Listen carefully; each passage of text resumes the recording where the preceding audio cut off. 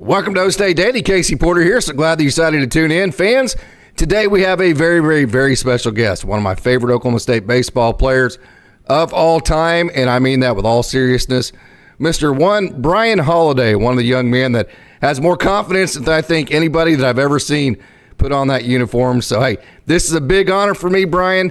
Thank you so much for joining. This is going to be a lot of fun. Thank you. I'm happy to be here. Okay, man, you're back in Florida, right? Are you back in the Tampa area? I'm actually right now. I'm over in Jupiter, Florida, at the Cardinals spring training site where we got rookie ball and single A over here. So I'm over here and we're doing camp right now. Oh, very cool, very cool. Did you get to fish a lot when you grew up there in Florida? Yeah, so me and my brother, we grew up all the time. We have a lot of ponds in our neighborhood and everything, so we go bass fishing a lot for sure. Okay, did you ever get to fish the Matt Holiday's ponds and all that? I know Aiden got to do that a lot. No, sir, I never got the opportunity to do that. Okay, nice. Okay, so let's have a light moment here. I mentioned Aiden Miola, and that's because he and Zach Earhart and you all three grew up in the Tampa area, and I'm sure you guys knew each other very, very well. And as a matter of fact, rumor is that in a summer ball tournament, you threw a no-hitter against Aiden Miola's team, and he's claiming that he wasn't playing in that game. Is that true? Yeah, so apparently he was there, but he was not in the lineup or anything. I think Jackson Holiday was in the lineup that day. Okay. Yeah, I was in some perfect game tournament down in Fort Myers, Florida, and I didn't really know what was kind of going on throughout the game. I was just trying to go out there and pitch and win a game, and turns out I think my final line might have been 7 innings and 7 strikeouts, no hits or something, but. Yeah, I mean, that was pretty cool because especially, I wasn't getting looked at by any schools or anything at the time, and I think that kind of helped me out a little bit. So Zach Earhart, he grew up in the Tampa area. Has he always been the not really a little guy type of thing? Yeah, so I knew of Zach a lot, going throughout high school. I don't know if he knew much about me. I wasn't a very big name coming out of high school or whatever, but I remember he went to Wharton High School, and I went to a couple of those games, and where he was playing against some of my other friends too. And I remember he was playing shortstop in high school, and just seeing that he was committed to Oklahoma State, I was oh, this guy's the real deal. Yeah. So you mentioned he's committed to Oklahoma State, and you got to play for the legendary Coach Baisley. Coach Baisley, no nonsense, a guy that's out of New York. He brought that grit from the New York area down to Florida. And then also Coach Beats there. Matter of fact, Coach Baisley has been there for, I think it's 40 years now. He's, I think, produced probably 5 major leaguers at this point, several draft picks. So when you look on the side of your press box and you see all these names and you're Brian Holiday, you're dang, man, I got to be like these guys. And you were. And so you're this great pitcher for this great program, and then nobody recruits you. Take us through that process. Yeah, I mean, I didn't really know what to really think about it. I wasn't necessarily focused on it really. I was more just focused on trying to go out there and do whatever I could to put my team in a good spot and everything throughout high school. And my senior year, I threw up pretty good numbers that year. I was still the undersized, stock right-handed pitcher and everything. So not really many people wanted that kind of person, I guess, in their or anything. And Florida Southwestern was one of the only opportunities that I had, and I was more than blessed to receive a walk-on spot to go play for them. And one of my best friends, even still to this day, Cole Robertson, he was also going there as well. And I was man, this is a spot. I'd love to be a part of that. And went in there and being a walk-on and everything. I felt that I was able to pitch at that level and play collegiate baseball and everything. So I kind of went in with more of just a chip on my shoulder going into the spring, and kind of wanted to prove that I was able to pitch in the collegiate level. And I came out of the bullpen a lot my freshman year, made one start at the very end of the year. But yeah, that place definitely was the first spot that really gave me the opportunity to kind of get my name out there and start to build a successful college career. And then after that, I was able to receive an opportunity to play in the Cape Cod Baseball League, which that was where I got to meet Tom Holiday, and kind of the whole Oklahoma State thing came about. Florida Southwestern, the JUCO there, really cool place because you get to play at an old spring training facility, the City of Palms Field, I think is what they call it. And then also you got to play with the guy Jose Izada, who is actually at the AA level with the Tulsa Drillers right now. And then you were right behind a relief pitcher in the Driller and the Dodger system. That's at AA. Both of these guys now are with the AA Tulsa Drillers, and Antonio Knowles. So talk about that experience. Yeah, Antonio Knowles was there the year before I was, but I mean, when I got to school, I mean, everyone talked about like his name and being that guy, like out of the bullpen, and having a really good slider and everything, and just an overall competitive mindset. So I always heard like a lot about him. And then Jose was, I mean, still like to this day, one of the best shortstops that I've ever had play behind me. And he was just a fun character on and off the field. He's a hard worker, and it's cool to see like where he's at now, and kind of seeing like where he was at like before. You know, Miami didn't necessarily give him like the opportunity that he deserved, and he came to the JUCO level and showed that he was able to play. And it's cool to see where both of them are at now. So you transfer over to the College of Central Florida, which is about an hour north, in between probably Gainesville and Orlando, something like that. And then you help them win the national title. So talk about that. Yeah, I mean, that whole entire group, the team chemistry, the way that everybody got along with each other, the work ethic that team had. And then I think what stood out the most was just, I mean, our offense. We had probably one of the most historic offenses in JUCO baseball history, and it showed why. It was it was the biggest like contribution to winning that national championship at the JUCO level. And I don't think that I was able to really, put up the numbers or do anything that I could have done without, having those kind of guys behind me, giving me that kind of confidence on the mound.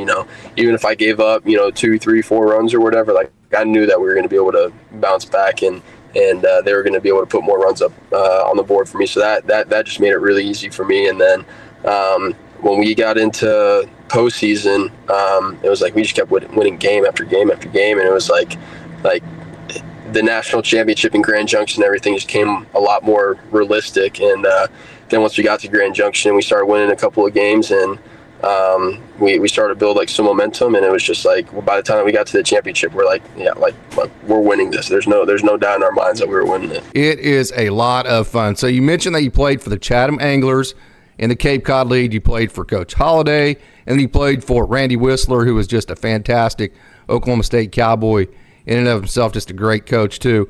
So talk about your experience there, the link that it brought you to Oklahoma State, maybe the trip whenever you came to OSU, and all of your reasons why you chose to be a Cowboy.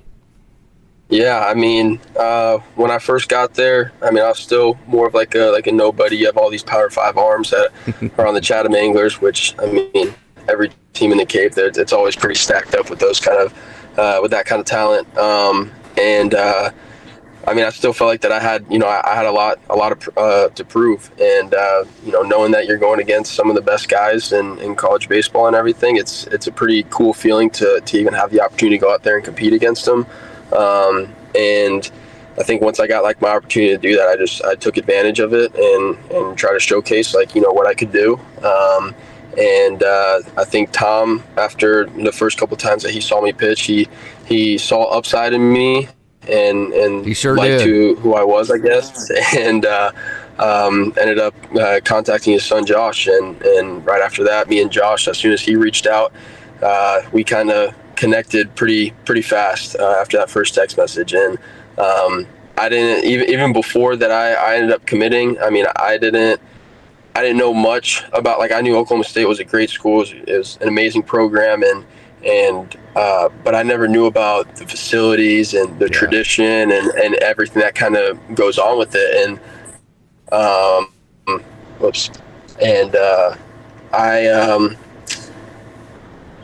I committed strictly off of coaches and having some of my teammates that were in Chatham, like Aiden and Rock Riggio, Marcus Brown, and a couple other guys, and hearing what they had to say about the program, how much they developed, how much they loved it there. It was a pretty easy decision for me. And then you have so many expectations coming into a school like that, and throughout the course of, you know, my year of being there, I mean, it more than exceeded like every one of my expectations. So had you been to Stillwater when you committed?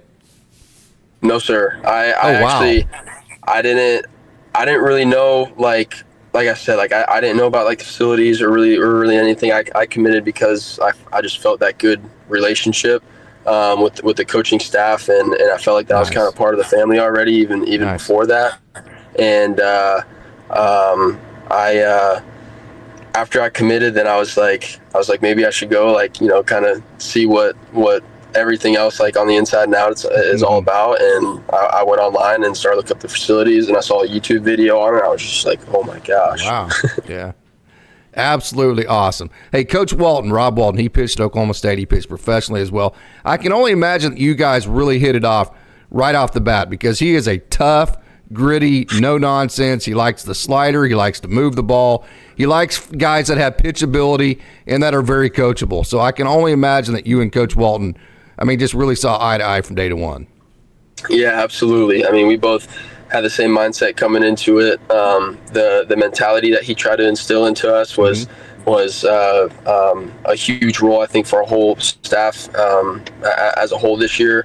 And yeah, I mean, we meshed really well going into it, and I knew that they called him the wizard and everything. And pretty much if he recommended for me something to do, I mean, I'm going to obviously try it. He's got a lot more experience in this game than I do. And I just love being able to kind of pick his brain and seeing how much like I could take from him. And yeah, I mean, we made a big stride in development, and not only with me, but he did it with everybody else around him. And he's consistently done that throughout his whole entire coaching career. A little bit of a light moment here. You mentioned that he had a lot of recommendations for you. Hey, I know you went the 8 1/3, and you could have finished against Houston, and then you finished your last 2 games of your college career by having complete games. So did you have maybe a recommendation for him that Brian Holiday can finish his games after that Houston game? There was a couple of times where, you know, I'd come in the dugout and I would tell him like, hey, I'm finishing this game, and it might have not came off, you know, like as like nice sometimes, but just because, you know, you're so wrapped up in the moment and everything. But and he knew I was trying to compete my butt off and everything, so sometimes he made me let me go out there for a little bit and give me a chance. But he does a really good job at, you know, not overusing pitchers and caring about pitchers more than you could even care about yourself, and saving yourself from, you know, times like that where maybe enough is enough. And obviously if you're a pitcher in a game, you never want to come out of a game and you want to throw as many pitches as possible and go as far as you can as possible, but that's not always the best decision in the long run. And he always made sure to kind of, you know, have our backs when we didn't have our own. Yeah, he knows how to create that great balance. Okay, so you went at least 6 innings in 6 of your first 7 outings. So, I mean, you just blasted onto the scene in terms of, oh, wow, this is a dude that's really good, and he's going to, like, pitch almost the entire game. So this is fantastic. And then you pitched at least 6 innings in 15 of the 16 outings that you had last year at Oklahoma State. So what is it about Brian Holiday that, hey, it's kind of the old school? I mean, you know, I was talking to Max Hewitt, and he said, hey, there is no old school, new school. There is the right school. So let's call it the right school. Okay, Brian Holiday, hey, give me the damn ball and get out of my way and let me finish this game. Where do you get all that from? I don't know. I've always had that kind of just competitive mindset growing up. I don't know. I think what kind of drives me the most is being able to just go out there and compete for like your team and not necessarily compete for yourself. And I feel like I didn't go out there trying to strike out every single guy I could. I mean, obviously I try to get as many strikeouts as you know, as it was possible, but I mean, I was just going out there just to try to create outs and put our offense and defense in a good spot to where we were able to win a game. And I wasn't focused on my stats, my numbers, or anything like that. I was more focused on, you know, what's the score of the game and you know, how, like, what can I do to kind of contribute. Like, there was a time against Texas where I go out there the first inning and I throw 41 pitches, and it's probably the most pitches I've ever thrown in the first inning of my life. And I'm just sitting there like, okay, we lost on Friday. Like, I really need to try to save the bullpen and everything, and get my pitch count down. So I'm going in there and looking for weak contact or double play balls or anything that I can do to try to keep that pitch count down. Have those 10 pitch innings to where I'm still able to extend out like into a game and be able to give our bullpen a rest and hopefully still keep us within reason of the scoreboard. So I don't know. I mean, I've kind of have always been like that, and I think my parents kind of instilled that into me at like a younger age, just kind of not playing for yourself, playing for everybody else around you. Okay, so Sam Garcia was your roommate, and this is really cool because you guys are both transfers in, and then you were the 1 and 2, and then like here you have this bulldog type mentality, this fiery guy that likes to show his emotions, and then you have Sam Garcia who's just kind of the chill left-hander. You're both kind of under the radar type guys. I mean, he was from High Point, you came from JUCO, that type of deal. And then you end up being like maybe the best 1-2 tandem in the United States of America, and your roommates. Talk about that situation. Yeah, I mean, going in, I knew that he, like, the potential's obviously there, and we kind of knew throughout the fall that he was kind of, had the upper hand as like being like our Friday guy, and we didn't really know like our starting rotation going into the spring, but everyone kind of knew that he was kind of a lock on Friday. And when I found out that I was going to end up being the Saturday guy, and that we were like rooming together and everything, I think that it was best case scenario for us because we kind of built off of each other. And right. Having like those conversations, like even after like Friday nights or whatever, just talking about his performance, and then kind of setting me up to go into Saturday. There's definitely a couple of times where we go back and forth, just like competing with each other to see like who could do better this weekend. Nice. Or who can get the win this weekend or whatever, and kind of just send like those challenges from ourselves. And I think that was kind of just on both of our parts, just because I mean we are like very competitive guys out there, and I mean it was pretty cool to be able to share a room with him and just be able to talk about stuff like that and really build off of each other. Yeah, absolutely. And I know he was left-handed, and you guys are a little bit different in terms of the way that you pitch, but did it help you at all being able to pick his brain after you throw on a Friday night, knowing it's the same lineup you're going to face the next day? Yeah, I mean, usually I don't like, really knowing about like my competition or anything going into it. I kind of just go out there and make the adjustments based off of, what they're facing like that day. I mean, I got like his thoughts of like what he did really good that day, and I mean, at the end of the day, like we're two different pitchers, so whatever they're swinging at, like in his stuff and missing everything, or what was working for him that day, might not be working for me, and I might have to do something else. So we didn't necessarily always talk about. Like I didn't try to pick his brain in like that sense. We were more just kind of reflecting off of like what he thought he did good and what he thought he didn't do so good. Sure. Okay, let's finish this part of it before we get to some fun questions so OSU fans can get to know you a little bit better on the personal side. But let's finish it with this. The Florida game, of course, you go the entire complete game. You win that Saturday night game in front of a huge crowd at OState Stadium. So talk about that experience and just what memories you have from that. Well, first and foremost, that was probably one of the biggest like moments, I think. Just seeing like the crowd like really get into a game like that, and I mean we have such a great like fan base and everything, and seeing them get into it and just backing like our backs and everything throughout the whole entire game. I mean that was just an experience that would be unforgettable. But I mean I think what led to like my success throughout that game was that early start with our bats. Yeah. I mean it started, that was electric, wasn't it? Yeah, from the jump. I mean everybody was loud, and he gets 2 quick outs, and then all of a sudden we almost go back to back home runs, and it's just like then you feel that like kind of energy coming from the crowd as well. And after we put up 2 runs in the first, I'm like, all right, I got to get my guys back in here. I got to go 3 up, 3 down, get us back in here. Let's get the bats rolling again. And that's what we did the first inning, and ended up doing the second inning, and we ended up getting the bats rolling again in the third, and ended up going back to back again.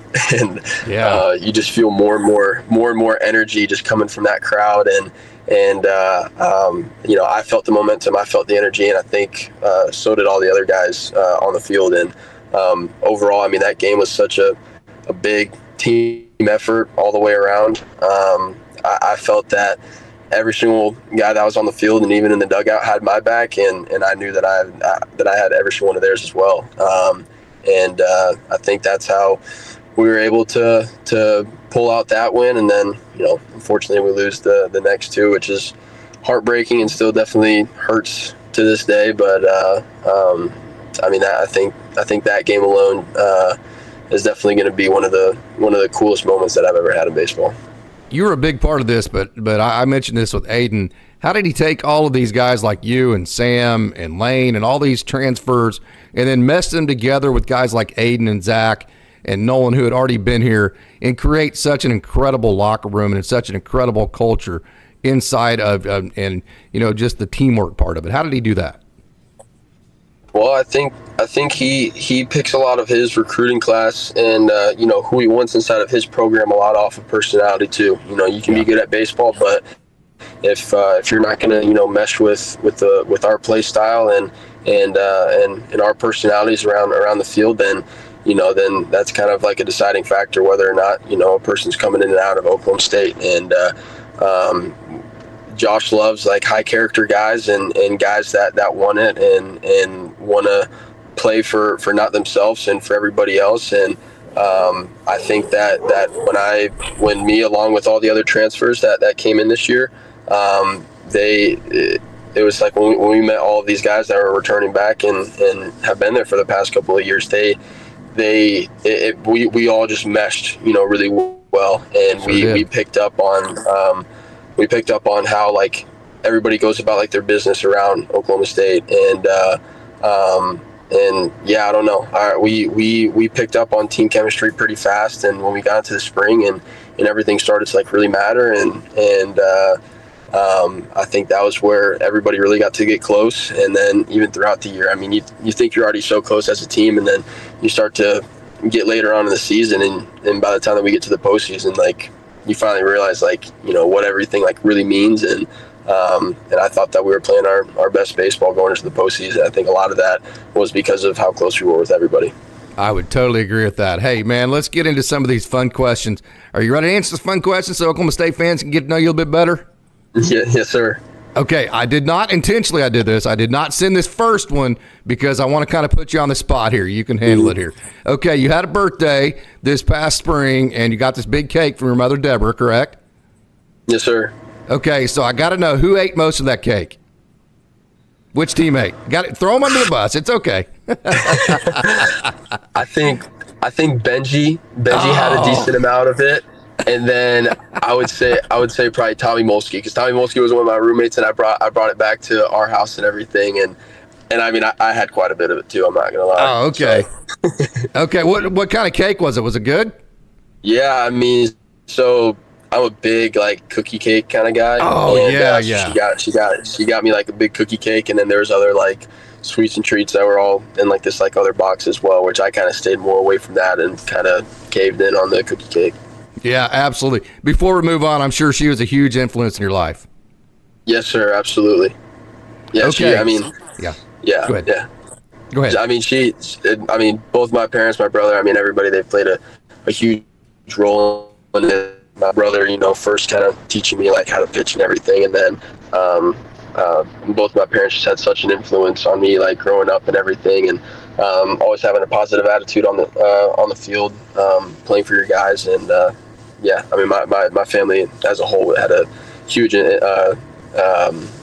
influential like making on the person that I am today. All right, so if you could go back to all of your coaches, Coach Baisley back there at Lando Lakes, to all your coaches in JUCO, to all the way through Josh and even Tom in the Cape, and then your professional coaches that you're going to have, what is one thing that all of those coaches, all of them, would say about Brian Holiday? I mean, I think that one of my biggest takeaways is, and you know, I don't want to be like that guy, but I mean, I like to think that people look at me as like a good teammate and like positive energy, like on and off the field. In JUCO, I mean, I try to do anything that I could to, you know, fix up the field. I'd fix up the mound after every single game and make sure that it all looked like super nice and everything for game day. And then once I got to Oklahoma State, and God forbid that I would even try to fix up like one of the mounds or anything, because the field crew guys were just too good at it. So I wasn't able to do that, unfortunately, but you know, I try to find other ways to help out by, you know, going in the cages and feeding some guys on the tees and everything, and just try to make it easier on them. Shag some baseballs like in the outfield if they're taking early BP or something. You know, just trying to be around and trying to do anything that I could to kind of help them out in a way. Yeah, I mean, I think I'd like to think that everyone, you know, my biggest takeaway was just being a good teammate and being there for everybody else. What's the fastest pitch you've ever registered? Do you know? 95.6 maybe. Okay. I think. Yeah. So some might say that, hey, throwing the ball 95 miles an hour with the amount of execution that you have with the game and all of the different pitches that you throw, that might be a superhero power. But if you could have one superhero power, what would that be and why? Oh, I still don't know. I think I would have to choose. Are you going to fly or are you going to run fast? Which one is it? I think I'm going to teleport, run fast, I guess. But like, oh, really? Teleport? Just like, yeah, I mean, you know, in the off season, I want to go up to Oklahoma State and be able to get like off season work and everything. So like, and then teleport back to Florida. Nice. Yeah, exactly. That is awesome. Maybe you can fish Matt Holliday's pond and teleport back to Florida and fish some of those ponds all in the same day, right? Yeah, exactly. There you go. Teleport, man. I've asked that question a million different times, and I can honestly say, leave it up to Brian Holiday to come up with to be the only human being that said teleport. That is absolutely fantastic, and that's right off the top of your head, right? Yes, sir. Did you play any other sports in high school? Not in high school, no. I mean, I played like 7-on-7 football, like here and there, but that was about it. Okay, yeah. All right, very good. If you could be the best at something in the world that's not baseball, what would it be? I got to go with ping pong or pickleball. Yeah. Pickleball. Both of those are going to come in very handy in your professional career, by the way, Ryan. Yeah. Yeah, exactly. I don't know. I know Matt Holiday is a really good pickleball player, and I would love to, you know, if I wasn't, you know, playing baseball, I'd love to be the best pickleball player, so that way I could go beat him. And then even like ping pong, I used to play a lot of ping pong, like in my apartment my sophomore year with my roommate, and I mean, he beat me. I mean, oh, nice. Yeah, it wasn't even close, and it would be nice to, you know, get a little bit of revenge. Absolutely. So are you a top spin guy or a power guy? Top spin. Okay, nice. Like so you're that makes sense, because you're throwing the sliders that are moving across the zone and all that kind of stuff, right? That's totally right. Brian Holiday. Fantastic. So you're going to choose ping pong, I assume, over cards or video games or any of that in the clubhouse, right? Yeah, I'm not a very big video game guy. Okay, very good. All right. Is there anything about you that people are surprised to learn when they learn that about you? Ooh. I don't know. I mean, I'm not that interesting of a person. I don't know. I just play baseball. I don't know. I mean, I like to hunt. I like to fish. I shot my first deer back in Georgia with really? one of my good buddies from back home. He's got like a little camp out in this small town in Georgia, and I was able to go up there and shoot my first deer up there with him. And yeah, I mean, that's probably all I got. Nice, fantastic. All right, so what emoji do you use the most on your phone? Definitely the laughing emoji. Laughing emoji. You like to keep it light, don't you? Yeah, I'm always laughing. All right, very good. Hey, Brian Holiday, I want to thank you so much for tuning in or joining. I have taken a lot of your time. I know you're super, super busy. So, hey, before we get out of here, tell everybody what your future plans are. What are you doing right now, and what does Brian Holiday plan to be doing as we move forward? Yeah, so I mean, right now I'm in the Cardinals organization, and I'm over in Jupiter, Florida, and getting some work in here, trying to get ready for the off season, and then whenever I get out of here, then I'll end up coming up to OSU and being up there for some time to get some work in with Garrett and our trainers and our amazing coaching staff over there. And it'll be pretty cool to see Matt and Josh and everything, especially with Matt being with the Cardinals before that as well. So it'll be pretty cool to talk to him about that, and then kind of get myself in the best shape possible in the off season to get ready for this spring training coming up next year. And yeah, we'll see kind of where I get assigned, and I'm looking forward to getting on the mound again. I'm hoping you get at least assigned at high A. I'm hoping you get assigned at double A. That doesn't happen very often, but that's selfish of my part, because if you're double A, then you'll be in Springfield, which will mean you'll be in Tulsa like 3 or 4 times a year, and I get to go see you over there. Got to see Carson McCusker a couple weeks ago. Got to see Polkovich quite a bit, so that's a lot of fun. So, hey, Brian Holiday, thank you so much for joining. This has been an absolute honor. Congratulations on a wonderful career. Mad respect for you and your career, and as an Oklahoma State fan, I can't thank you enough for everything you did for OSU baseball. Thank you. I appreciate you for having me, and I mean, I'm more than appreciative of what Oklahoma State baseball did for me.